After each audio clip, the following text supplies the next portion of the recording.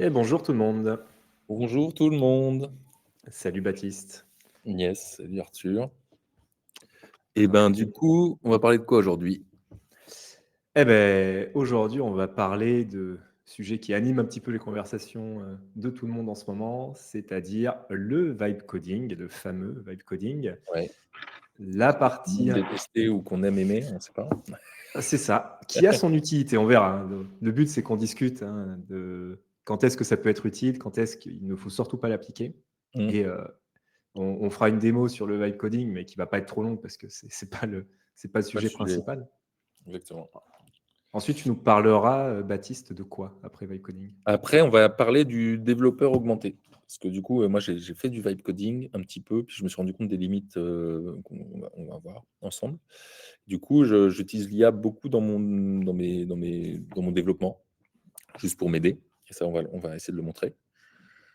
Et ensuite, on essaiera de voir comment, des outils tels que Pacmind peuvent nous permettre d'accélérer un peu comme le principe des snippets, mais des snippets IA, quoi. Tout à fait. Et puis, à la fin merci Cyril. J'osais pas la faire, mais, merci. J'ai pas vu. Hem, il a dit: «Est-ce que l'IA peut aider à se coiffer?» Ouais. Non, ça j'ai essayé, regardez, c'est Ouais, c'est un peu enfer. raté. Et la dernière étape, ce sera, plutôt un retour d'expérience sur, comment est-ce qu'on développe aujourd'hui, dans notre équipe, où on est à peu près plus de 70 du code qui est entièrement généré par l'IA, ce qui change radicalement le paradigme, en fait, pour, nous en tant que développeurs.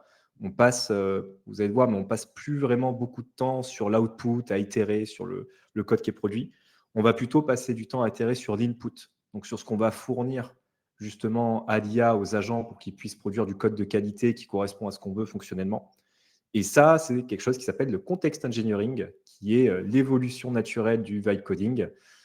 C'est un paradigme qui est assez différent, qui n'est pas encore énormément mis en place dans les entreprises en France ou à l'étranger actuellement.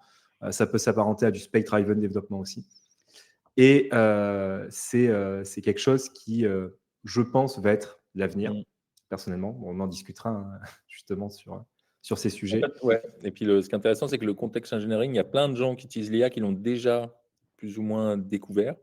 C'est en fait, souvent, on entend que l'IA fonctionne bien sur les projets qui sont bien codés. Donc finalement, Mm. c'est ça le contexte engineering. Donc on va montrer ça. Du coup, Exactement, je commence par partager mon écran. c'est ça. Et d'ailleurs, pour l'organisation, donc, il y aura un replay qui sera disponible sur YouTube que vous pourrez partager évidemment, etc.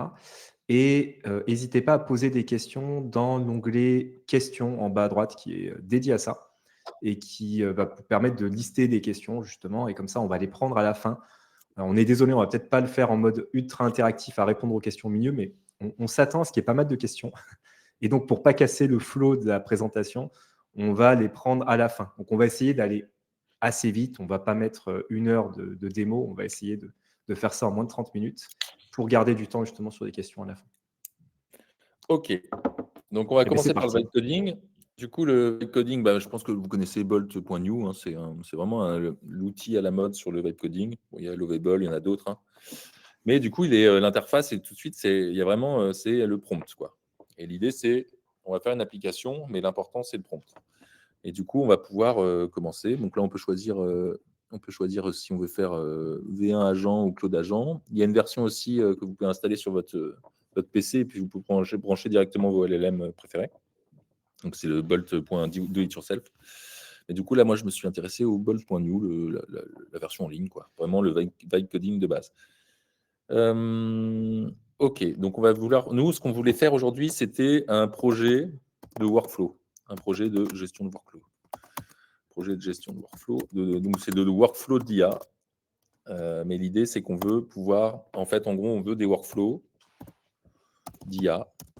Ouais. Pour faire du step by step, on va dire, si vous voulez que votre agent IA fasse du TDD, ben, en première étape, c'est va écrire un test qui passe pas. Ensuite, c'est écrit l'implémentation qui fait passer ce test. Et ensuite, c'est refactor, justement, l'implémentation que tu as fait, etc.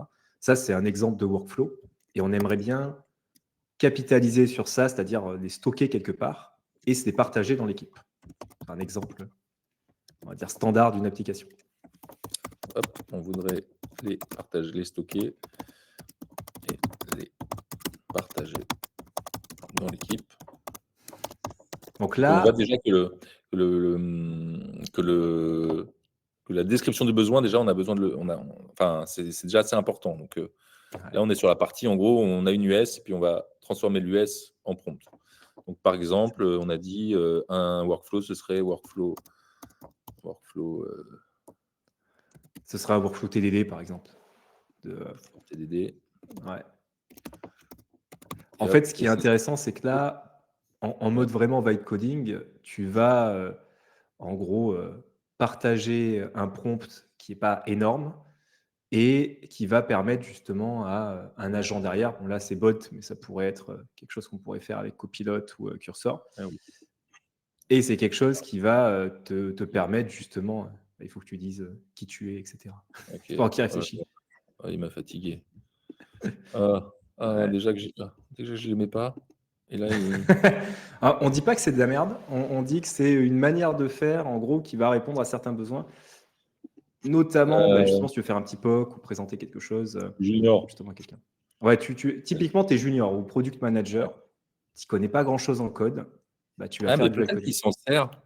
Pour Il s'en savoir, sert ouais, à quel peut-être. Là, ça se trouve, c'est bien en fait ça. Je mmh, dis que c'est pas bien, mais ça se trouve, c'est bien. Ça fait longtemps que je l'avais pas utilisé, ce pépère là. ouais. Ok, très bien.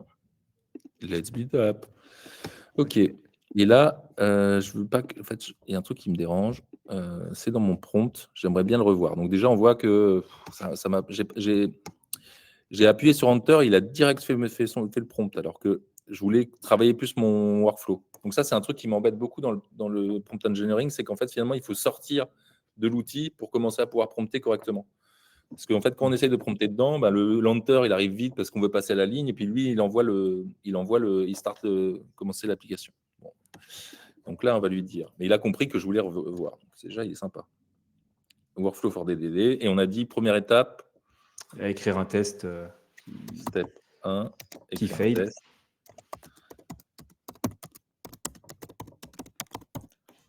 Et step 2, faire passer le test.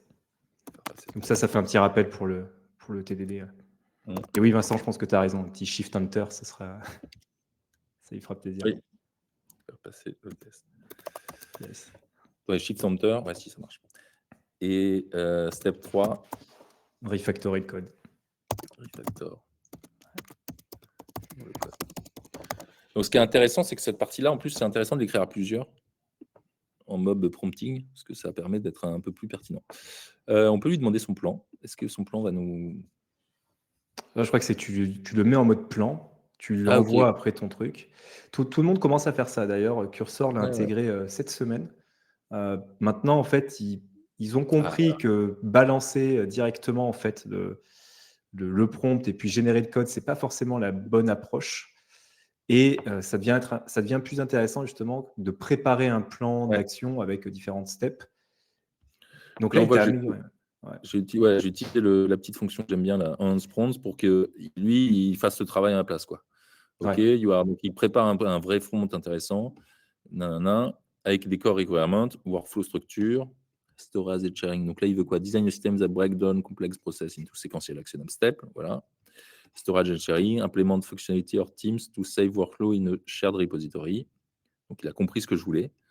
Template system, create reusable, voilà. Technical specification, define the data structure for workflow, specify user role and permission. Je ne lui ai pas dit ça, mais bon, lui, il imagine qu'il faudra que j'ai des rôles et permissions. En même temps, j'ai dit que je voulais partager avec mon équipe, donc ça paraît logique.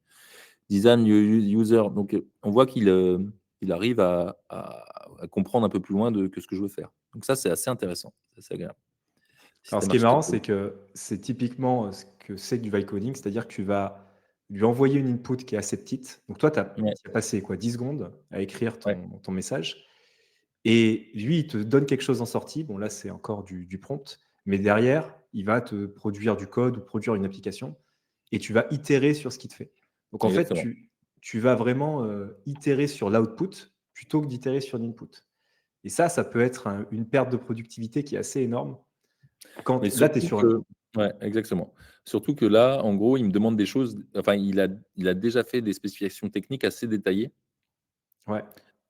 qui seront peut-être pas pertinentes. Je sais pas si vous connaissez le principe du YAGNI, You ain't gonna need it. Et en fait, là, il y a plein de trucs que je ain't gonna need it. Je vais peut-être pas en avoir besoin. Il y a plein de trucs, je sais pas si j'en ai besoin. J'y ai même pas réfléchi. Je voulais faire un workflow et le partager.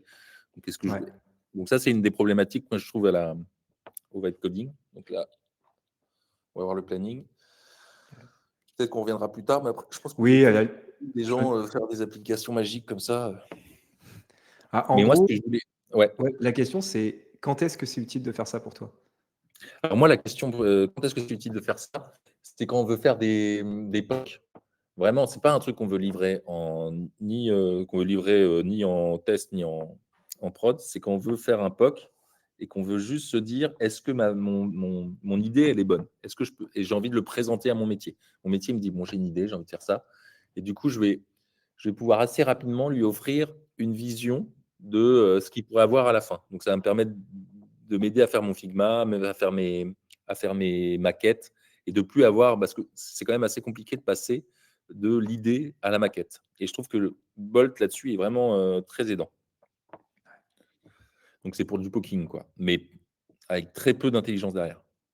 Parce que c'est souvent là-dessus qu'on s'épuise, c'est à essayer de faire de l'intelligence, un truc qui fonctionne avec du vibe coding. Parce que Mm. finalement, on se Non, retrouve c'est toujours plus. dans des cas spécifiques qui sont très douloureux. Qu'est-ce qu'il Exactement. me dit? Alors déjà, il m'a fatigué. OK, clarify question. Gna, gna, gna. You mentioned AI workflow.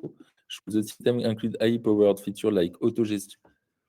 Et en fait, là, il me demande de réfléchir. Alors là, je suis parti dans un cycle en V. C'est-à-dire qu'il va me poser tellement de questions que je vais réussir à faire Mm. une application beaucoup plus grosse que ce que j'ai besoin, avec des schémas, des data architecture. Enfin, il va me demander de me poser beaucoup trop de questions à ce niveau-là du projet. Moi, c'est vraiment une des grosses Mm. problématiques que j'ai avec le vibe coding, c'est que on se retrouve à trop réfléchir alors qu'on n'a rien fait. J'ai pas sorti une ligne de code et là, il me sort combien de. Non, mais c'est l'enfer, quoi. Ouais. C'est peut-être, ça Il me fait dépend un beau peut-être aussi cycle en V, de. quoi.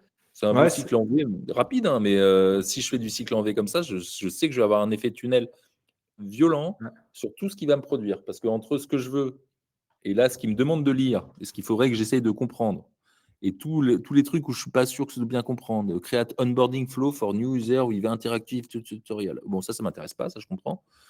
Build user profile management with preference and notification setting. Est-ce que je veux des notifications? Je ne sais pas, moi. J'en sais rien. Est-ce que mon client, il veut des. Est-ce que je vais lui poser la question? En fait, Là, c'est vraiment, on en est sur imprompt. le. Tu Hein. dois, en imprompt, en gros, quasiment, tu vas avoir une appli quasi complète. Ouais. C'est ça Bon, le truc, en fait. c'est avancé, hein. Ouais, c'est ça qui est intéressant, c'est que là, c'est vraiment du greenfield, donc j'ai rien. Je veux une application, je veux faire un POC à la limite, bah, je vais pouvoir avoir quelque chose de très rapide et c'est souvent ça le risque, c'est qu'après niveau marketing, des gens vont vous dire: «Ah ben j'utilise de l'IA et donc la génération de sites web ou autre, en fait, je peux la faire extrêmement rapidement, Bon. en Et quelques heures». vraiment, il faut que je paye. Mais j'ai pas dû payer ma truc, ce que j'avais payé. Enfin, j'étais censé payer. Et là, il t'a dit: «Vas-y, Il paye». m'a dit Bah, non, de toute façon, t'as plus d'argent. voilà, je pense qu'on voilà, on va pas Et donc, et s'éterniser le sur le vibe vibe coding, alors coding. on va bien comprendre le Mmh, vibe coding, du coup, pour faire du vibe coding de qualité, comme là on peut voir, il faut payer. ouais, Ça aussi, c'est problématique. tout à C'est fait, ouais. problématique. Et le risque de ça après, c'est que, bah, ça peut enfin, on va le voir sur la partie plutôt développeur augmenté. En fait, les risques Ouais, que ça peut avoir, je pense, derrière bah, de faire du code avec de l'IA sans spécifier assez de contexte de ce qu'on veut. Quels sont les exactement. risques en fait? Justement, il y a pas mal de choses. Ouais. Bon, mais de toute façon, je Et pense du que coup, tu peux là, passer sur Cursor, hein. et du coup, je passe sur Cursor. Donc, la partie qui nous intéressait, que j'avais vraiment envie de vous montrer. C'est du coup, moi, je réfléchis pas comme ça quand je fais donc, pour poker, souvent, moi, on me donne un POC du métier qui a poké un truc sur du vibe coding. Et après, je vais commencer à me dire, bon, bah, il faut que je le code vraiment, quoi. Et du coup, je vais utiliser aussi un outil lié à l'IA qui s'appelle Cursor. Je pense que vous connaissez, il y en a d'autres. Il y a Windsurf, il y a Copilot qui est inscrit dans VS Code. Mais moi, celui-là, je l'aime bien parce qu'il est vraiment pensé pour l'IA, quoi. Et du coup, je me retrouve avec une interface très smooth, mais c'est en fait, moi, c'est l'interface qu'on veut. Moi, c'est l'interface VS Code. Mais là, on voit que c'est pas exactement la même interface du VS Code. Elle est plutôt, et on voit que vraiment le truc important qui est mis en lumière, c'est le chat. Et du coup, je ne vais pas réfléchir de la même façon que du vibe coding. Moi, je vais me dire, OK, je vais faire un projet de workflow avec des steps. Donc, je sais ce que je veux faire. Moi, je sais que je veux une API. Je sais à peu près le langage que je veux parce que pour gérer de la complexité comme des workflows et des steps, je vais vouloir quelque chose qui est plutôt sur de l'orienté objet. Et donc, je vais pouvoir choisir mon langage. Déjà, je vais me dire, OK, je voudrais faire une API REST qui gère des workflows avec des steps en .NET Core. Voilà, c'est assez simple. Je ne vais même pas lui demander d'Anch. Et en fait, je vais prendre mon GPT-5 qui est l'agentique. Et là-dessus, il va m'aider à créer mon projet déjà. Et il va partir par Planning Next Point. Et on peut voir ce qu'il fait normalement. Et là, on est plus sur. On est encore sur un exemple avec Greenfield, c'est-à-dire là, pour l'instant, tu n'as pas de projet, etc. Après, on verra un exemple avec un projet existant sur lequel on utilise IA, donc un gros projet. Ouais. Mais effectivement, là, c'est bien parce que ça peut t'aider aussi à trouver. Je trouve la page blanche, souvent, est compliquée quand tu démarres un projet. Et je trouve que l'IA, pour ça, ça a été un game changer quand même, de te poser justement les bonnes questions. C'est un point qu'on en discutait hier en préparant ça, c'est que moi, j'ai plus envie de me dire je suis limité par les langages que je connais. J'ai plus envie de me dire ça. J'ai envie de me dire quand j'ai envie d'utiliser le langage qui est le plus pertinent pour mon besoin. Par exemple, là, je prends .NET, mais si jamais je faisais une application beaucoup moins grosse et où les membres de mon équipe, eux, ils connaissent plutôt le Python, bah, j'irai créer un truc Python. Et si, en plus, je suis coach, donc si je vais accompagner une équipe qui est en TypeScript, bah, j'irai mettre du TypeScript. Et j'ai pas envie à chaque fois de faire le travail, de aller réapprendre comment je crée un projet, comment je le compile, Et là-dessus, je vais vraiment avoir une grosse aide de l'IA, d'initialiser tous les setups de mon IDE et de ma machine pour être capable de coder dans un langage. Il y a une question qui est posée dans le chat, c'est pourquoi est-ce que tu n'as pas mis le même prompt que dans Bolt ici? Parce que je ne suis pas le même persona. Le persona du vibe coding, c'est un persona plutôt PO, user experience, plutôt métier. Un développeur qui passe par le vibe coding, moi, je n'y crois pas vraiment. J'ai essayé de le faire. Et vraiment, je suis très vite sorti. Donc, des fois, j'ai sorti des premières versions que j'ai passées sur Git et après, je les ai travaillées avec Cursor. Mais en fait, maintenant, quand j'y vais, je préfère attaquer directement avec mon curseur et pas du tout passer par du vibe coding. Ouais. Parce Donc que là, la différence, c'est que tu le fais un peu plus step by step, ou tu lances quelque chose, tu creuses, en fait, comme quand tu ferais du développement. Je me pose les questions qu'il m'a posées là, les questions qu'il a posées dans le web coding. C'est mon métier, moi, de me les poser, ces questions-là. Donc, quand on me dit qu'on veut une application qui gère les workflows, je sais qu'à un moment, on va avoir besoin d'un référentiel de workflow. Donc, c'est ça que je vais réfléchir. Je ne vais pas demander à une machine de m'expliquer qu'est-ce que c'est que mon boulot.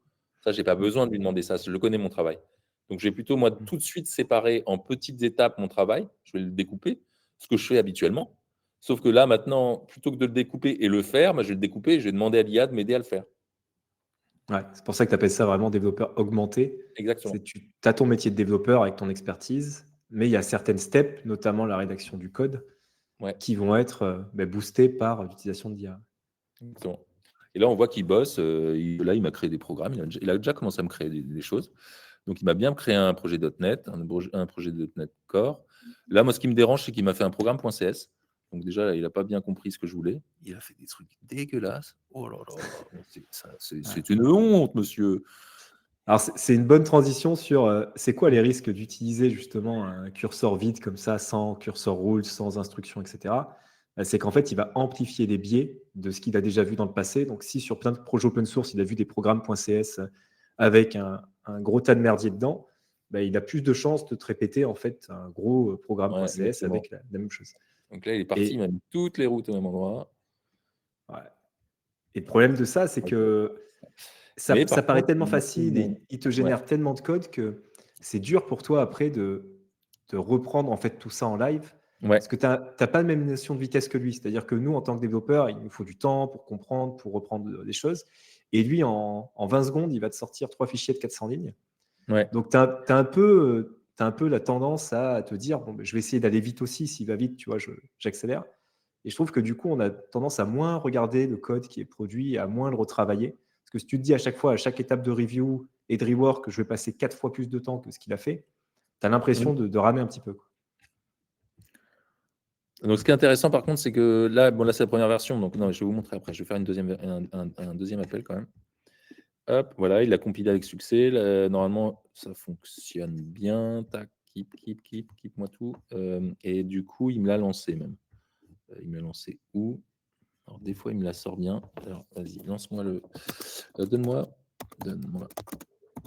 une requête pour tester mon API. Requête. Perl. Je vais m'ouvrir un terminal. New terminal. Tac. La différence que tu dis, c'est que déjà, si tu es développeur augmenté, bah, là, c'est pas un travail que peut faire un PO ou quelqu'un Ouais, qui ne exactement. connaîtrait pas la technique, quoi. Ouais, là, il faut vraiment savoir ce qu'on a envie de faire. Là, et en fait, moi, alors ça, c'est un petit truc, c'est un petit kiff. C'est à chaque fois que je fais des API maintenant, et ben, j'ai mon petit curl direct et je me pose pas de questions. Est-ce que j'ai mon Postman qui est allumé? Est-ce que c'est celui? Est-ce que mon curl, j'ai bien fait les trucs et tout? Je peux direct tester.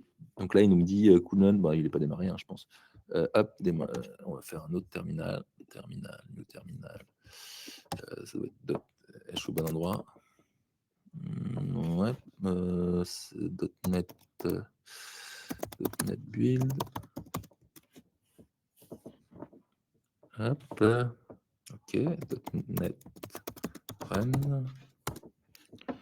Enfin, un projet, ok. Il faut que je rentre peut-être dans les sources. Ah, c'est bien ce que tu présentes, parce qu'on comprend bien que il faut que tu comprennes ce qui se passe derrière, en fait. Ouais. Parce que là, typiquement, tu as une commande .NET Run qui marche pas. Alors moi, je suis nul en .NET, j'en ai jamais fait. Je vais Toujours être pas bon. obligé de demander encore une fois, tu vois, à Cursor, bah, Je aide-moi, pense aide-moi, que aide-moi. je serais bon. Et .NET Run. Bon, si ça marche pas, je ne saurais pas quoi faire. C'est bon, ça marche. Ça arrivera au bout. C'est là où tu pries après pour que Ouais. Cursor t'aide. Ouais, surtout en démo, quand tu veux montrer des trucs. Genre, ah. Donc là, on voit que c'est localhost 5000. Donc là, en fait, là, il avait un peu halluciné parce qu'il m'avait proposé un 52. Ouais. Il n'est pas bon, mais normalement, je dois pouvoir rappeler mon truc si avec mon. Hmm. Oui, moi, j'utilise la flèche pour aller au bon endroit. Et je n'en ai pas honte. Hop. Et hop, il me répond bien un truc. Donc, j'ai bien une appli qui fonctionne d'API, quoi. Et ce qui est intéressant, c'est que vu que Et tu là, n'as il me pas dit bien, précisé beaucoup voilà, de choses, voilà, tu vois qu'il te fait des choses qui ont l'air de marcher sur le papier, mais il y a des petits ajustements à faire. Et il faut exactement. que tu comprennes ce qui se passe derrière. Ouais. Et du coup, l'ajustement là qu'on a vu tout de suite, c'est OK, mais tes routes, en fait, tu me les as toutes mis au même endroit. Tu m'as fait un vieux workflow service un peu, enfin, qui me plaît pas du tout, quoi. Peux-tu découper en avec principes solides, les principes solides, hop, sans eux, les principes solides, et l'ajouter à mes standards. Ah, il y a une question du cas de Yann qui va faire la bonne transition. Il dit, est-ce qu'il y a un moyen d'avoir des instructions de base justement pour lui demander, tu vois, Makefile ou autre. Bah, là, on passe Eh sur la ben oui, capitalisation. Et exactement. justement, ben, c'est exactement la bonne transition. Merci Yann. Du coup, là, ouais, l'idée, c'est là, je lui demande du coup de redécouper mon code avec les principes solides que vous connaissez, hein, et de l'ajouter à mes standards. Donc, mes standards, c'est quoi? C'est dans Cursor, il y a des cursor rules. Donc, normalement, il est censé me créer des cursor rules. On va voir. Et ou me le proposer au moins. Et de l'autre côté, on va voir aussi qu'on peut, via du MCP, faire en sorte que des mots comme standard ou des mots comme ajouter à mes standards, ça puisse venir trigger des pensées API. Donc là, vous voyez, il a pensé pendant 31 secondes. Qu'est-ce qu'il dit? Planning code update, instruction sujet adding al necessary independent, but I think I will keep it some by adding external library. I need to. Non, je sais pas ce qu'il. Alors, il dit un peu des trucs chelous, mais je sais pas. Ok, on va voir. I will plan to read the current file before. Ok, the tool is deterministic, but it's still to read the file. Ok. Donc, il a trouvé un tool. Donc, on va voir ce qu'il va faire avec. Et qu'est-ce qu'il fait? The program use DTO to map endpoint to the extension. Ok. Mais il réfléchit vraiment, hein. On a vraiment l'impression qu'il réfléchit. Navigation standard création. I'm looking to use the MCP Pacmine. Ah, il a trouvé le MCP Pacmine list standard. Donc, il va lister les standards pour voir si j'en ai. Et il va se préparer tout implément standard. Et il va essayer d'ajouter une route solide au standard, j'imagine. Voilà. En fait, là, on va parler un peu de Pacmine, mais sans Pacmine, effectivement, il y a des fichiers d'instructions qui sont les curseurs rôles. Ouais. Pour Copilot, c'est les copilotes instructions. Pour l'ensemble des entreprises aujourd'hui, ça va être agent.md, en fait, qui est un fichier Markdown un peu générique qui va contenir des instructions. Et ces fichiers-là, ils vont être partagés sur le repo. Donc, le but, justement, c'est que derrière, on puisse avoir tout le monde dans l'équipe qui utilise Cursor ou Copilot ou autre, qui ont bien des instructions de base du genre on utilise des principes solides, du genre voilà notre nommage qu'on doit utiliser dans la partie métier, du genre comment est-ce qu'on gère nos erreurs, nos exceptions, etc. Jusqu'à un certain niveau, c'est-à-dire si on démarre ou qu'on a une petite équipe, on peut le gérer, je pense, plutôt à la main avec des fichiers Markdown, avec quelques instructions, etc. Par contre, c'est comme la documentation un peu ou autre. Dès qu'on passe un petit peu à l'échelle, quand il y a plus de monde dans les équipes, quand on a plusieurs équipes, quand on a plusieurs repos de code, etc., là, il faut passer par un truc qui n'est pas dans notre repo de code précis en Markdown ici, mais par une solution un peu externalisée. Donc, ça pourrait être un repo open source, par exemple, où vous allez stocker vos fichiers d'instruction, etc. Par contre, la mise à jour, on va pas se faire tout seul. Donc, l'avantage, effectivement, si après il fait l'appel à Pacmine, c'est que avec une solution comme Pacmine, ça permet d'aller centraliser ces fichiers d'instruction et de contexte à un seul endroit. Et c'est Pacmine qui s'occupe de faire la synchro sur différents repos, sur différentes équipes, etc. Donc c'est via MCP, en fait, comme tu l'as montré. Ouais. En fait, MCP, c'est pour Model Alors, Context Protocol, pour préciser. je vais vous montrer du coup le petit truc automagique là, des outils. Donc, c'est via MCP. Comment on les configure? C'est ici, on a les tools et MCP. Et donc, ici, on voit bien que j'ai mon Pacmine avec des tools. Et en fait, ces tools-là, ils peuvent être appelés. Et du coup, quand moi, je lui dis quelque chose, il va voir si ce que je lui dis en prompt, il peut associer les chunks du prompt à des chunks qui sont associés à ces tools, différents tools. Et du coup, s'il en trouve un qui paraît pertinent, il va venir lister les standards comme il a fait tout à l'heure, créer des standards ou des choses comme ça. Donc, ça permet finalement de venir augmenter l'API, augmenter l'agent qui augmente le développeur. Donc là, on est en train d'augmenter tout le monde. On est plutôt content. En fait, c'est une capitalisation comme on aurait pu l'avoir sans IA. Tu vois, derrière, c'est j'apprends la quelque chose. capitalisation, la capitalisation, c'est ça. Et après, Pacmine, ça permet encore plus de capitalisation. C'est ça, je ne sais pas si c'est ça que tu veux dire. Ouais, c'est ça. C'est en fait, tu capitalises et tu diffuses. C'est important de centraliser quelque part et de diffuser. C'est-à-dire qu'après, si on a 50 repos parce qu'on est en microservice ou un monorepo avec différentes sections intérieures, c'est important de pouvoir appliquer les bons standards au bon moment, etc. D'ailleurs, pour qu'il fasse tout ça. Oui, là, voilà. Standard policy, has been, OK. Et il me dit, est-ce que. Enfin, il me demande si j'ai le droit de les. Et donc, j'ai dit oui. Ouais. Si tu veux, après, je pourrais reprendre la main pour Ouais. présenter les trucs. Donc là, c'était juste ça. Et le dernier truc que je voulais montrer, pardon, c'est là, on a bien vu du coup qu'il m'a proposé des changements. Et donc maintenant, je peux faire ma review de code. Est-ce que je suis content ou pas de ce qu'il m'a fait, quoi. Donc là, il est passé. Est-ce que ça, oui, moi, je suis assez d'accord. J'aime bien comment il a fait, etc. Et puis je peux me dire s'il y a des choses qui me vont pas. Par exemple, j'en ai vu un truc qui m'allait pas. Ici, moi, j'aime pas trop qu'on appelle ça des WF, je préfère que ce soit bien compréhensible, que ce soit un workflow. Je peux venir le changer et faire en sorte que ce soit plus parlant, quoi, pour moi. Yes. Et donc, je vais équiper cette version-là, etc. Et je peux continuer à travailler pour keep ce qui m'intéresse, le modifier pour avoir le bon code que je veux sortir finalement dans le fichier. Alors, ce qui est hyper intéressant dans ce que tu fais là, c'est que ça montre bien que en mode développeur augmenté, c'est-à-dire avec le tab, avec l'autocomplétion ou avec le mode chat comme tu l'as fait, tu itères sur l'output toujours. C'est-à-dire Exactement. que ça te propose des trucs, tu sais ce que tu veux et tu vas itérer dessus, tu vas dire non, je change ça, fais telle modification, etc. Et jusque-là, effectivement, tu vas pouvoir gagner pas mal en productivité. Mais si on veut passer à l'étape un peu Bah, je te laisse prendre la main. c'est ça, et itérer sur l'input et pas sur l'output, on va passer sur le mode un petit peu context engineering plus. Donc là, je vais montrer un petit peu à quoi ça ressemble. Ouais, je crois que tu peux arrêter ton partage d'écran, ou Ouais, alors ça il y a marche. encore. Ça peut rester. En tout cas, juste pour montrer ce que tu as créé, donc tout à l'heure via MCP, en disant je veux appliquer les principes solides sur du .NET Core, en fait, ça allait taper l'API de Pacmine via du MCP, qui a créé du coup un standard. Donc dans l'interface de Pacmine, on voit qu'il y a un standard qui s'appelle principe solide, et créé il y a quelques secondes, avec une description et différents exemples. Par exemple, alors tu l'as mis en français, ce qui est marrant, c'est que du coup, il a créé en français. Donc évidemment, il faut faire attention si on veut les avoir en anglais. Et par exemple, il nous met des règles du genre ouvrir à l'extension, fermer à modification, open close principle, avec des exemples, des choses comme ça, etc. Donc, à chaque fois, en fait, on lui dit de créer un standard avec une description, avec des exemples de code clairs, avec du do, don't, etc.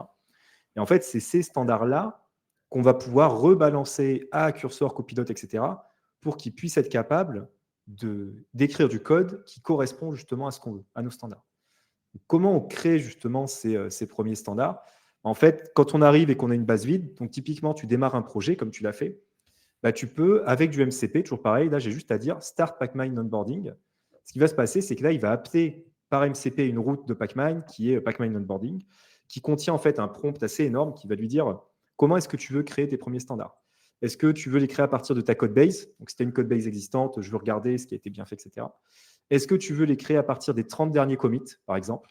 Donc, je vais regarder l'historique et puis à partir des dernières actions qui ont été faites sur le code, je vais créer des choses. Est-ce que j'ai de la documentation ou est-ce que je fais une web research? Donc, par exemple, moi, ce que j'avais dit, c'est fais-le sur de la web research. Donc, j'ai mis 5 points. Best practices about accessibility with React. Truc standard sur Question l'accessibilité. de Yann, c'est Oui. est-ce que du coup, il faut qu'ils passent en review d'équipe, ces standards, où ils sont directement appliqués?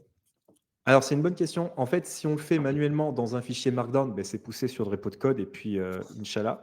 Par contre, effectivement, avec Pacmine, en fait, quand je crée un standard, là, enfin, je crée des standards, ces standards, ils vont arriver dans Pacmine. Donc là, j'ai mon projet, là, Workflow Project. Donc, j'ai mon standard React Accessibility Best Practices. Pour l'instant, il n'est pas déployé sur les repos de code. Pour l'instant, il est juste là. Alors, par exemple, on lui dit de mettre les sources, de citer les sources, etc. Puis là, ces exemples de code, etc. Et maintenant, pour le déployer, ce qui va se passer, c'est que je vais devoir connecter mes repos Git. Donc, en gros, je vais dans la partie settings, puis je connecte mon repo, mon provider avec mes repos Git, etc. Je sélectionne les standards ou les recettes qui vont bien. Donc là, justement, j'ai un admin ou quelqu'un qui peut le faire. Et quand je vais les déployer, ça va me dire, OK, qu'est-ce que tu utilises dans ton équipe? Est-ce que tu utilises Copilot? Est-ce que tu utilises Cursor? Est-ce que tu utilises Claude? Est-ce que tu utilises autre chose, etc. Pourquoi Donc, tu lui dis ça, du coup? ça, en fait, je lui dis pour qu'il me génère les fichiers d'instructions spécifiques à chaque agent. Parce que Ok, Copilot, c'est Copilot instruction, Cursor, c'est Cursor rule. Et en ouais. fait, c'est des nuances qui sont assez importantes parce que sinon, les agents ont tendance à ne pas aller délire. Donc, on pourrait s'embêter à faire des instructions pour rien. Donc là, le but, c'est que justement, c'est Pacmine qui va dire, OK, je vais déployer ces fichiers-là. Je vais les déployer sur un repo de code. Donc, par exemple, ici, je vous montre un commit que ça a donné. Donc, ça le pousse sur le repo de code en question. Ça me dit, OK, j'ai mis à jour des standards, etc. Et donc, on voit dans les fichiers modifiés que ça m'a créé des cursor rules sur l'accessibilité en React, donc différents trucs. Ça m'a créé des copies instructions. Ça m'a créé le fichier, enfin, ça m'a mis à jour le fichier agent.md et cloud.md avec les bonnes instructions. Et ça, ce qui est cool, c'est qu'avec du MCP, on passe en mode conversationnel quand on veut créer des choses. Donc, par exemple, il y a un repo de code qui s'appelle Awesome Copilot, pour ceux qui connaissent. C'est un repo maintenu par GitHub qui contient beaucoup d'instructions de base, justement, sur tout plein de choses, en fait, sur du Java, sur du React ou autre. C'est un repo super intéressant. Voilà, n'hésitez pas à aller jeter un œil. Je vais le mettre dans le chat. Hop. Et par exemple, là-dedans, j'ai un truc intéressant qui est Java 21 à Java 25 upgrade. Imaginons que je suis en Java 21 et je veux passer à 25. Mais en fait, là, avec du MCP, tout ce que je peux faire, c'est sélectionner le lien et dire à Copilot create standards about ça. Donc en fait, je peux lui dire vraiment ce que je veux. Je peux lui dire crée-moi des standards à partir de tel bug fix, à partir de tel pull request, à partir de tel article Medium, à partir de ce que j'ai envie de te dire. Donc c'est vraiment très, très, très libre. Et derrière, lui, il va aller regarder ça. c'est assez malin parce qu'il est capable de regarder dans notre code base, est-ce que j'ai déjà de la migration de Java 21 à 25, donc est-ce qu'il y a des standards qui sont plus importants que d'autres, etc. Donc il va faire quelque chose de très custom sur notre projet, sur notre contexte. Et donc l'idée, toujours pareil, c'est que là, il va aller appeler en MCP Pacmind pour créer des standards. Ouais, le point qu'on avait relevé hier en le testant, c'est qu'on s'est dit qu'on pouvait facilement retomber sur l'équivalent d'une redondance cyclique avec un MCP qui appelle un autre MCP, qui appelle le premier MCP, qui appelle le deuxième. Donc, ça faut faire attention à ne pas sortir des machines à gages de MCP qui finalement vont plus vous ralentir que vous faire accélérer. C'est ça, il ne faut pas non plus en mettre partout et il faut faire ça de manière intelligente. Toujours pareil, là, on est des ingés, effectivement, c'est quelque chose qu'on doit faire comme il faut. Donc C'est là, on voit solide pour l'MCP aussi, quoi. Ouais, c'est exactement ça, solide pour le MCP. Donc là, voilà, il m'a créé mon standard Java migration 21 à 25 avec des règles, etc. Et ça va se retrouver sur les repos de tout le monde derrière. Donc ça, c'est pour vraiment capitaliser sur ces standards qu'on va avoir en interne. On a aussi quelque chose qui s'appelle des recettes. Et donc là, ça va être intéressant parce que c'est ce qu'on utilise justement derrière en démo. Donc en fait, la partie recette, c'est un peu plus complet. Donc c'est typiquement ce que tu as voulu faire en vibe coding tout à l'heure, c'est la partie workflow. Donc par exemple, je pourrais avoir un workflow sur comment je fais une migration en base de données. Donc, quand je fais une migration en base de données, je dois partir de tel dossier, je dois lancer telle commande, npm run, type-orm migration, etc.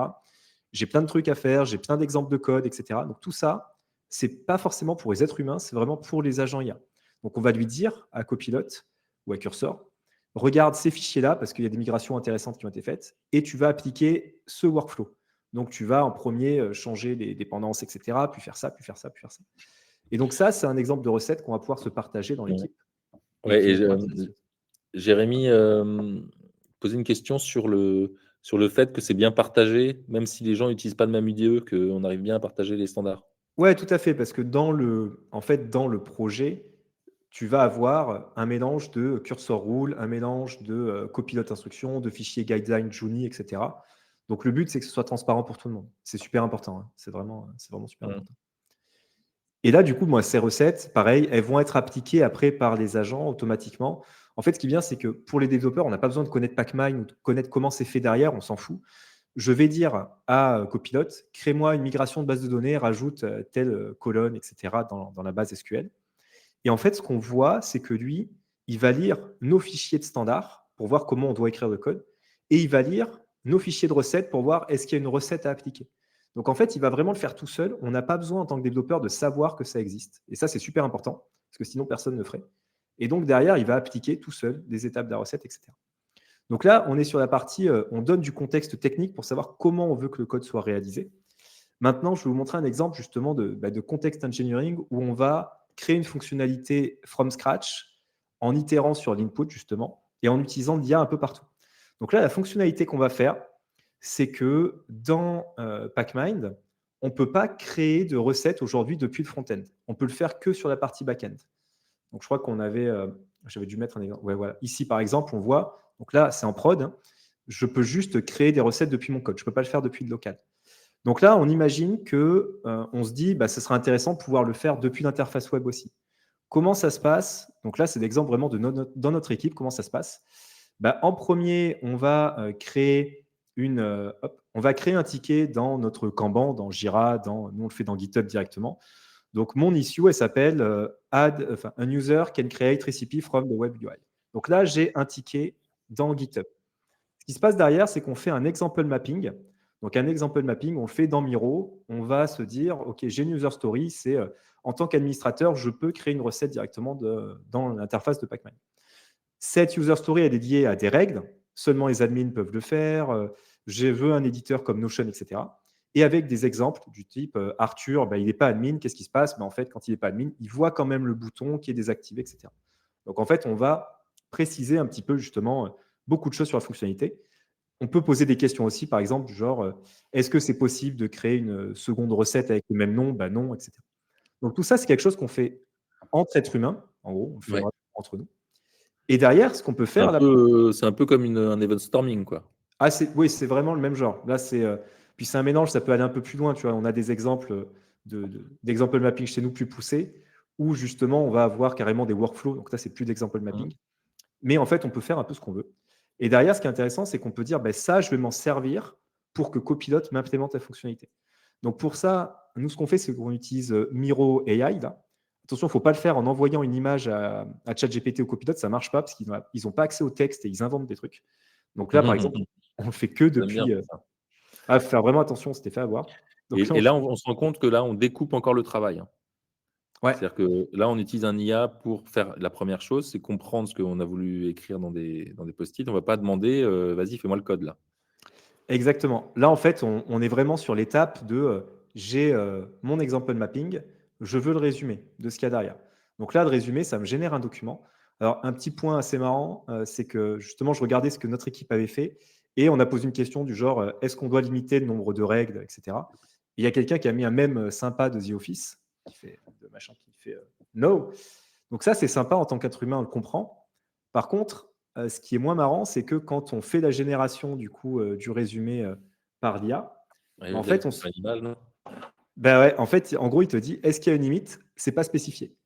Bah, alors Ah que la ouais. réponse c'était non, tu vois. Donc ça, c'est Ouais. important. Voilà, l'IA n'a pas forcément d'humour. Donc attention au même que vous mettez justement derrière. Il n'est pas capable de dire que là, il y avait un truc qui était marqué non. Bon, c'est la petite anecdote, mais voilà. Bon, là, il est en train de finir son document. Je l'avais déjà fait avant. Il est là. Donc là, maintenant, comment ça se passe pour avancer? Ben, à ce moment-là, j'ai mon résumé, en gros, fonctionnel de ma user story. Maintenant, je passe dans Copilot directement. Et là, attention, il y a du prompt. Et là, il y a du token aussi qui va partir. Alors, ce qui se passe, c'est que dans notre repo, on a un dossier doc qui contient, hop, qui contient des workflows. Des workflows pour traiter une user story en entier. Par exemple, on a l'étape 1. Donc, en fait, on a 4 étapes pour faire des choses. Donc, la première étape, c'est spécification fonctionnelle. Donc, en gros, c'est un prompt qui est ici, qui contient énormément d'informations sur comment est-ce que l'IA va se comporter, etc., pour traiter justement notre example mapping. Donc là, ce que je fais, c'est qu'avec Copilot, je mets en lien donc, le fichier la numéro 1 et je colle en fait le contenu de mon résumé ici. Donc, ce qui se passe, c'est qu'il passe sur le workflow numéro 1. Alors, ce qui est intéressant, c'est que je lui dis aussi, fais-le pour la task 266. Et donc là, tout de suite, via MCP, il est connecté à notre GitHub. Et donc, il retrouve l'issue GitHub en question, la 266. Comme ça va lui permettre de mettre à jour, etc. Et là, à partir de ce moment-là, il va me poser des questions. Donc, il me dit déjà, est-ce que c'est bien l'issue 266 que j'ai trouvé? Je lui dis oui. Et là, il me dit, OK, j'ai des questions fonctionnelles. Donc, user de journée, est-ce que tu peux m'expliquer comment ça va se passer, les scénarios de succès, comment ça va se passer, etc. Donc, là, en fait, à partir de là, je vais utiliser l'IA pour qu'elle me pose des questions et y répondre. Je vais dire, par exemple, il me demande un truc auquel on n'avait pas pensé, est-ce qu'il y a une taille maximale, tu vois, pour le workflow? Et là, je me suis dit, ah ben oui, écoute, on va dire 500 lignes. Et je ne veux pas de lost access, etc. Ce que je trouve intéressant, c'est que pour moi, ça, c'est ce que tu fais en découpage de tâches avec ton équipe dans les Scrum Planning. Dans un Sprint C'est ça. Planning, c'est ce que tu vas faire. En gros, tu as, toute ton équipe, tu as ton PO, il arrive avec son US, et du coup, là, toutes ces questions, vous allez pouvoir y répondre en équipe. C'est ça. Là, le mieux, effectivement, c'est de le faire en paire ou en mob, tu vois, en équipe. Et derrière, en plus, tu vas avoir une chier de questions parce que là, il va te dire, OK, maintenant, j'avance. Donc, et c'est des questions, je l'ai fait ce matin, des questions super intéressantes, du genre, par exemple, l'édition, etc. Et plein de choses auxquelles je n'avais pas pensé. Donc, en fait, il avance dans ces étapes. Donc là, en fait, il y a une liste de to-do qui va être effectuée. Et du coup, il avance dans ces étapes. Ça, c'est dans les prompts qu'on a se préciser. Et je ne sais pas si vous voyez la différence par rapport au vibe coding. Le vibe coding, il m'a sorti un prompt amélioré et j'étais en train de regarder dessus. Je me disais non, mais j'ai pas envie de, ça me saoule. Alors que là, il me pose des questions. Donc, ça me met dans une sorte de tunnel qui est plus simple à gérer pour un être humain que de relire un prompt de 1000 lignes, quoi. C'est ça. Là, c'est vraiment étape par étape, tout est découpé. Alors, il te pose justement des questions de plus en plus poussées. Donc, ces scénarios d'erreur, qu'est-ce qui se passe, etc. Machin. Donc, il avance là-dessus. Donc là, il continue à me poser des questions. Finale clarification. Donc là, il a à peu près terminé son étape 1. Et ce qui se passe, c'est que là, il va me dire, OK, bon, je valide ce que j'ai fait. Voilà tout ce que je vais faire. Est-ce que tu es d'accord? Je dis, OK, c'est parfait. C'est OK. Donc là, ce qu'il fait, c'est qu'il va aller taper dans GitHub et il m'a mis à jour mon ticket qui est ici. Hop. Et ce qu'on voit, c'est qu'il y a les spécifications fonctionnelles qui sont complètes. Et donc ça, il me l'a rajouté en commentaire tout seul dans GitHub en disant justement ce qui allait se passer. Donc je l'ai ici. Et donc en fait, ce qu'il a fait techniquement, c'est qu'il a appliqué donc ça et il m'a créé dans un dossier qui s'appelle .jean la racine du projet. Donc ça, c'est vraiment nous qui l'avons créé. il m'a créé un nouveau dossier pour cette user story, la 266, et il m'a créé une liste de to-do. Et en fait, ça, c'est super important. C'est pour qu'il puisse reprendre le flow. C'est-à-dire que là, il va s'écrire lui-même, en fait, où est-ce qu'il en est. Il va checker, donc il va faire une to-do list avec, OK, j'ai fait ça, j'ai fait la spécification fonctionnelle, etc. Donc là, il a tout fait, par exemple, dans cette étape-là. Il enregistre un autre fichier qui est useful info avec énormément d'informations qu'il va apprendre petit à petit. Et ça permet, si jamais moi je me barre ou que j'ai envie de faire des spécifications fonctionnelles et d'essayer à quelqu'un de plus technique des spécifications techniques, en fait, je peux committer ce qu'il a fait là, je le commit sur le repo, et quelqu'un d'autre technique dans l'équipe arrive, et là, passe à l'étape 2, spécification technique. Donc l'étape 2, c'est le deuxième fichier, évidemment, dans l'ordre qui est ici. Spécification technique, en fait, donc je lui dis, applique les spécifications techniques pour le fichier que tu as créé, là, le 266. Donc là, user story numéro 266. Et donc là, en fait, ça va être des questions beaucoup plus techniques, du genre comment est-ce que tu veux que ce soit enregistré? Est-ce qu'il y a du rich test storage? Security, est-ce que je dois échapper des balises HTML? Est-ce que je dois mettre quelque chose derrière, etc. Scalabilité, qu'est-ce qui se passe en fait quand j'ai des milliers de recettes? Est-ce que je dois faire un système de pagination, etc. Donc là, ça rentre vraiment dans le concret. À partir de là, il faut être développeur, il faut être un vrai développeur. Parce que tu vas avoir des questions vraiment sur comment ça doit être stocké en base de données, etc. Et ce qui est intéressant, c'est qu'il va regarder notre code base et il va voir ce qu'il faut faire. Donc, typiquement, il va me dire, par exemple, j'ai vu dans la base de données qu'il y a un nom, un slug, un content, et toi, tu me parles de description. Donc, est-ce que la description et le content qui est en base de données, c'est la même chose? Ou est-ce que pour toi, c'est deux trucs différents? Et ça, en fait, c'est hyper important que je le spécifie maintenant, avant qu'il se lance à faire du code, qu'après. Parce que du coup, j'itere sur l'input, toujours pareil, j'itere sur ce que je suis en train de vouloir lui donner. Et je ne vais pas itérer sur de code qui va produire lui, qui va contenir un nouveau champ description alors qu'il y a déjà un champ content, par exemple. Donc là, c'est important comme ça, dès le début, en amont, d'avoir ces questions-là pour ne pas itérer 50 000 fois en petite étape. Et donc, il va avancer. Donc, il me pose plein de questions un petit peu sur ça, sur ça, sur ça. Ça avance. Et à la fin, une fois qu'il est à peu près terminé, il m'a fait justement tout le plan dans la to-do et dans Useful Info qui est là. Et je lui dis, OK, tu passes à l'étape 3, exécution.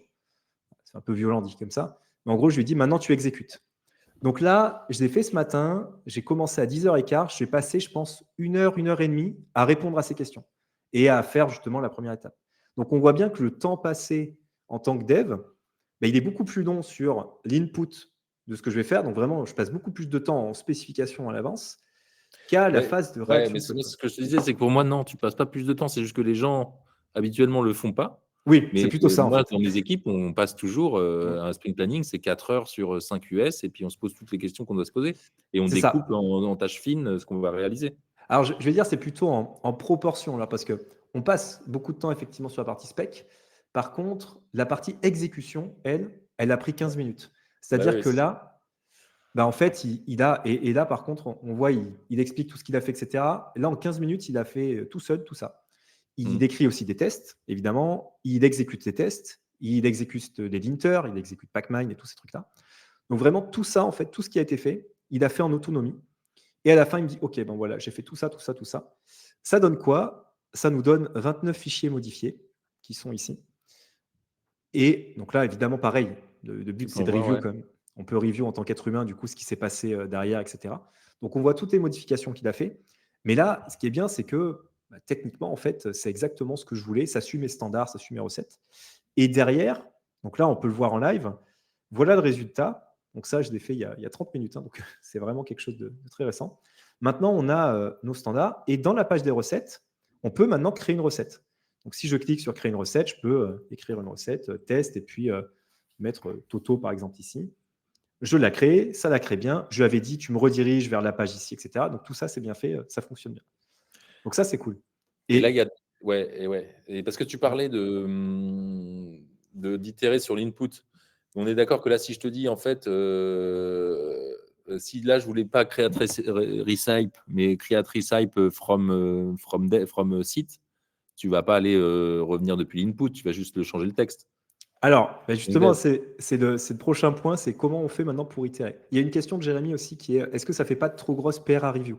Alors, je ne l'ai pas montré parce qu'on n'a pas de temps, mais en fait, on lui dit bien de découper les trucs. C'est-à-dire qu'il m'a découpé, là, si je reviens là, dans les to-do, il m'a découpé en plusieurs unités qui sont committables, entre guillemets.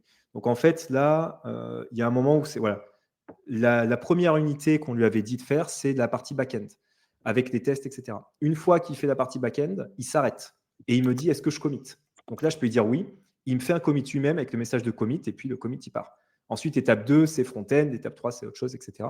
Mais là, c'est nous qui pouvons gérer ça. Donc moi, je peux lui dire, en fait, je veux que tu me fasses un commit à chaque méthode ou ce que tu veux. Mais oui, c'est important surtout de ne pas faire une PR énorme à chaque fois. Par contre, oui, ça fait des trucs intéressants. Et là, ce qui est intéressant, c'est ce que tu dis, Baptiste. Qu'est-ce qui se passe si moi, je trouve ça bien, je balance la pull request, et puis il y a Baptiste, tu passes, tu es product manager, tu regardes et tu dis, ah ben en fait, le create receipt, tu vois, par rapport au standard, il devrait être à droite, parce que là, le truc est à gauche. Puis il n'y a pas de bouton create en haut. Comment tu fais? Et ben du coup, comment tu fais? Tu vas dans GitHub, là, sur la gestion des issues, tu rajoutes un commentaire, et tu lui mets, qu'est-ce que tu mets? Tu mets, par exemple, create receipt button should be. C'était quoi, à droite ou à gauche? Il devrait être à Il droite. est à gauche, on veut qu'il soit à droite, du coup. Ouais, c'est ça. Should be on the right. Je vais mettre que ça pour que ce soit simple. Je mets un commentaire en disant attention, le bouton il devrait être à droite. Puis là, je promets ce que je veux. En fait, il faudrait ça. La gestion d'erreur, elle n'est pas bien faite. En fait, il faudrait que ça envoie un mail à ma grand-mère, ce que vous voulez, etc. En fait, une fois qu'on met ce commentaire-là, ce qui est bien, c'est que là, je suis où? Je suis. Il va venir mettre à jour la user story et le. C'est ça. En fait, on a une quatrième étape ici, ici, ici, là, qui s'appelle Review and Iteration. Donc, en fait, là, je vais lui dire, hop, update de, tu vois, 266 with the comment, ou plutôt apply the changes of the comment. Bon, même si on écrit avec des fautes d'orthographe ou assez mal, normalement, il comprend. 266, oui. Hop. Tu vois, je vais mettre for de 266. Donc là, s'il n'est pas trop bête, bah, il va aller regarder la tâche 266. Ah, qu'est-ce qu'il cherche? Get notification détail. Bon, bref, il va chercher. Attends, je regarde parce que je l'avais fait sur Cursor tout à l'heure. Alors, je ne vais pas dire que Cursor est plus intelligent, mais. Ah, non, non, le problème vient du mec qui est entre la chaise et le clavier, en fait. C'est que je devrais faire en fait directement l'étape 4 que je vous ai dit, Review and Iteration on 266. Voilà. Tu vois, il y a toujours des problèmes, mais les problèmes viennent souvent des personnes qui essayent d'utiliser l'IA comme mieux.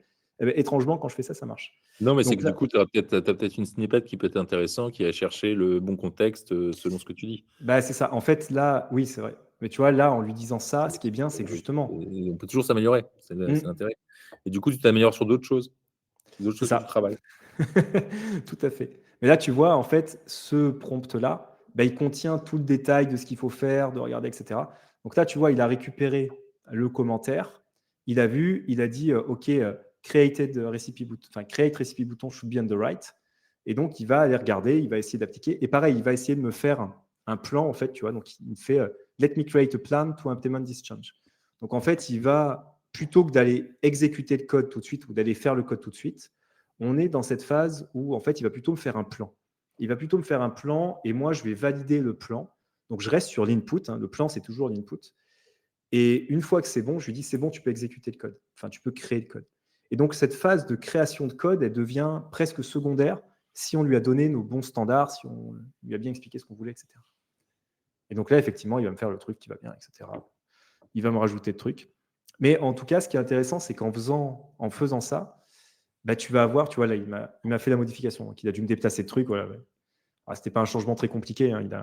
Il a changé de bousin derrière. Sachant que, alors, question. Ouais. C'est une question que je m'étais posée. Si j'ai envie, moi, après, de faire le code moi-même, parce que j'ai pas envie de repasser parce que je préfère faire du code que faire du. Est-ce que je peux me le permettre ou est-ce qu'il va m'embêter? Ah oui, non, non. Là, justement, le but, c'est que toi, tu fais ce que tu veux. C'est-à-dire, là, si j'arrive et que je passe pas par. Enfin, je le ferme et puis je le fais à la main, je le fais à la main. Puis c'est ce qu'on fait. D'ailleurs, c'est ce qu'on fait. On fait pas Pour tout. l'issue, si moi je vais est-ce que si je mets à jour moi-même dans le code, est-ce qu'il derrière il va être capable de remonter, de mettre à jour la user story, de remettre. Alors, si tu fais une boulette, tu le fixes dans le code, mais tu mets pas à jour l'issue ici, il va voir que ça a déjà été fait. Et il va te dire, l'issue a déjà été fixée. Donc, Ok. pourquoi tu me dis ça? Si tu checks ça, bah, il va dire, OK, le truc est déjà fait. Donc, il va regarder, il va dire, bah, j'ai rien à faire. Ouais. Franchement, ça, surtout avec les derniers modèles, hein, Claude Sonnet ou Non, ouais, GPT. moi, c'était plus, c'était pas forcément sur l'issue, mais c'est plus si je fais un bout de code, est-ce qu'il va être capable de savoir ce que je viens de faire et de le rajouter même dans ma user story? Si tu mets à jour le code, tu peux lui dire de mettre à jour. Ouais, c'est ce qu'on fait aussi des fois. C'est-à-dire quand tu fais des changements toi-même manuellement, tu peux lui dire mets à jour la user story avec ça. Et il peut même aller te Ok. modifier le commentaire dans Ah GitHub ouais, tout c'est pas seul. mal. Ouais, mais c'est important, hein, comme tu dis. Sinon, c'est comme Ouais, la sinon documentation qui n'est pas à tu jour. synchronises et puis. C'est ça, et c'est un peu la cata. Et il y a une Mm. question d'ailleurs dans l'équipe, là, dans les personnes qui sont là, hop, qui disait comment tu sais est-ce que tes standards sont bien à jour sur le repo? En fait, une fois que tu as des standards et des recettes et que tu les Ouais, parce déploies, que tu vas dire je vais déployer. Bah, en fait, tu vois que tu as un dashboard qui te dit, par exemple, là j'en ai plein qui ne sont pas à jour, qui te dit qu'il y a une nouvelle version des recettes et des standards et elles ne sont pas déployées sur les repos, tu vois, sur le repo Pacmine Demo. Et donc là, je peux cliquer sur Update et ça va Et quand je déployer suis sur le repo. côté, est-ce que je le vois aussi quand je suis côté IDE? Alors non, par contre, côté IDE, tu as Je juste le les sens. recettes qui sont dans ton code ici. Ah oui, ok. Et après, voilà. Après, on pourrait faire un tool MCP, par exemple, pour dire est-ce que mes recettes sont à jour? Tu vois, ça serait assez rapide à faire, Oui. justement, pour le dire. Ouais, Ouais. ok. Et d'ailleurs, j'en profite, hein, pour dire que Pacmine, c'est open source maintenant, depuis cette semaine. Donc, c'est quand même la bonne nouvelle. Ouais, Voilà. Donc, je vais vous donner accès au repo, mais si vous voulez le récupérer, c'est open source. Soit il y a le mode cloud, soit il y a le mode on-prem que vous installez. Mais n'hésitez pas à l'utiliser, à nous faire des feedbacks, à tester, etc. Parce que cette semaine, c'était encore en bêta. Donc vraiment, n'hésitez pas à essayer parce que maintenant, vous pouvez l'utiliser de manière open source. Donc oui, Rémi, c'est la grande nouveauté depuis plusieurs années maintenant. On est content d'être enfin passé open source. Et le but, justement, c'est que ça aide les entreprises qui cherchent à travailler sur ces standards et l'utilisation de l'IA à l'échelle sans avoir de problématiques, etc. T'en penses quoi, toi, du coup, Baptiste, de ce fonctionnement avec, justement, tu écris les specs avec l'IA qui te pose des questions, et en fait, la phase d'implémentation, elle a déjà tellement de contenu, tu vois, avec les fichiers écrits, que normalement, tu n'as pas trop à y repasser, tu vois. moi j'aime bien parce que c'est en fait finalement on passe plus de temps à imaginer ce qu'on doit coder qu'à le coder. Et puis c'est en fait c'est la partie la plus agréable Mm. quand on code, c'est d'imaginer ce qu'on va coder. Et du coup de se dire qu'on met le paquet là-dessus. Et je pense que c'est intelligent, enfin c'est important de le faire en intelligence collective, donc de garder l'équipe et puis de se dire ok comment, mais c'est juste qu'on va être capable de sortir beaucoup plus de choses. Donc c'est ça qui C'est est ça. vraiment chouette. Mais sauf que il faut et c'est un peu ce qu'on se disait hier, hein, quand on en discutait. C'est finalement les équipes qui ont déjà des bonnes pratiques et de travail, c'est-à-dire qu'ils partagent le savoir et des pratiques de standard, d'avoir des bonnes pratiques appliquées dans leur code, ça va être beaucoup plus simple pour eux de s'adapter que ceux qui sont à la brouillon et qui sont un peu mercenaires chacun de leur côté, quoi. C'est ça. Alors j'imagine dans ce chat, tu vois, on est plus une quarantaine, il y a peut-être certaines personnes qui sont dans ces différents contextes. Mais oui, pour moi, c'est le gros sujet du moment. Des entreprises qui sont craft ou les entreprises qui sont lean ou qui ont du code de bonne qualité, de la bonne documentation, etc. Évidemment, elles vont être énormément avantagées par rapport aux autres sur les gains de productivité avec l'IA. Parce qu'elles vont pouvoir très facilement dire à l'IA, reprends ma documentation, puis crée-toi des standards, et puis utilise tel exemple de code pour faire ça, etc. Et du coup, là, tu gagnes en productivité, comme tu disais. Là, tu vois, la feature qu'on a fait ce matin, là, justement, la feature de création de recettes, là, c'est quelque chose que j'ai fait tout seul, alors que je code quasiment jamais en ce moment. Et je l'ai fait en 1 heure et demie. Et la feature, elle est testée à 100%. Le code, il correspond exactement à ce qu'on veut. Et là, elle est presque prod ready, quoi. J'ai plus qu'à envoyer la pull request, qui est un humain qui la release, ça c'est important quand même. Mais la feature, elle est faite en 1 heure et demie, alors que j'ai quand même 1200, je crois, lignes de modifiées, 29 fichiers. Enfin, il y a quand même beaucoup de travail en termes de code en fait à produire si j'avais dû le faire à la main. J'ai passé 1 heure et demie, par contre, à répondre aux questions justement sur Ouais. est-ce qu'on fait ça, etc. Super, hein. Je pense qu'on peut conclure là-dessus. Conclusion. Ouais, conclusion. Effectivement, il y a une vraie différence entre vibe coding, développeur augmenté et contexte engineering plus, où on met de l'IA partout. Mais comme tu disais, je pense qu'il ne faut pas se dire que ce que je viens de présenter là sur utiliser l'IA partout, c'est ce qui doit être fait tout le temps. Tu vois, je pense que tu es d'accord Ouais, avec ouais. ça, toi? Ah oui, c'est ça, ouais, c'est la conclusion. C'est que, en fait, si on veut faire un petit POC rapide pour le vibe coding, c'est très bien. Si on veut juste, si on a des applications, on veut faire un MVP, etc., et on n'a pas d'équipe, qu'on est tout seul dans son coin un petit peu et qu'on part de zéro, et ben pourquoi pas faire juste de l'augmented des développeurs et puis créer ces standards et les mettre par exemple, dans un outil comme Packman ou dans des curseurs full. Et après, quand on est en équipe et qu'on est plutôt sur du production et des projets qui sont à long terme, et ben avoir en fait cette approche contexte engineering, là, c'est très pertinent. Mais du coup, on voit qu'il y a 3 évolutions. On est dans le POC, c'est vraiment start-up. Ensuite, on veut scaler, on va passer sur du développeur augmenté. Et puis, quand on arrive à une entreprise, et ben, on va être plutôt sur du context engineering. Exactement, ouais. C'est important de savoir, et d'être pragmatique et de savoir, quand est-ce qu'on doit appliquer quelle méthode. Et par contre, ouais, si on veut travailler en production sur du code complexe, et cetera, la base de la base, c'est d'avoir ces standards et justement ces, instructions pour les agents qui sont bien définis. Sinon, le résultat, c'est ce que tu as montré tout à l'heure, hein. Si tu ne mets pas d'instructions, il va choisir lui-même si la Ouais. base de données qu'il utilise, et cetera. Et c'est notre rôle qu'il ne choisisse pas lui-même. Parce que Oui. c'est ça l'intérêt, hein. Yes. Ok. Eh ben, Merci à tous, hein. merci tout le monde. Merci à toi, Merci Arthur, pour hein. les questions et les interactions. Et puis, le replay sera disponible sur YouTube. Également, si vous voulez des fichiers justement de prompts que j'ai présentés là justement pour les 4 étapes, etc. N'hésitez pas à me le demander. Je pense qu'on les mettra aussi sur le lien YouTube. Maintenant, c'est open source de toute façon, donc le code sera dispo. Donc vraiment, n'hésitez pas à les reprendre, les réutiliser, etc. C'est assez efficace. Super. Merci tout le monde. Passez Merci. une bonne journée. Salut tout le Bye. monde. Salut Baptiste. Salut.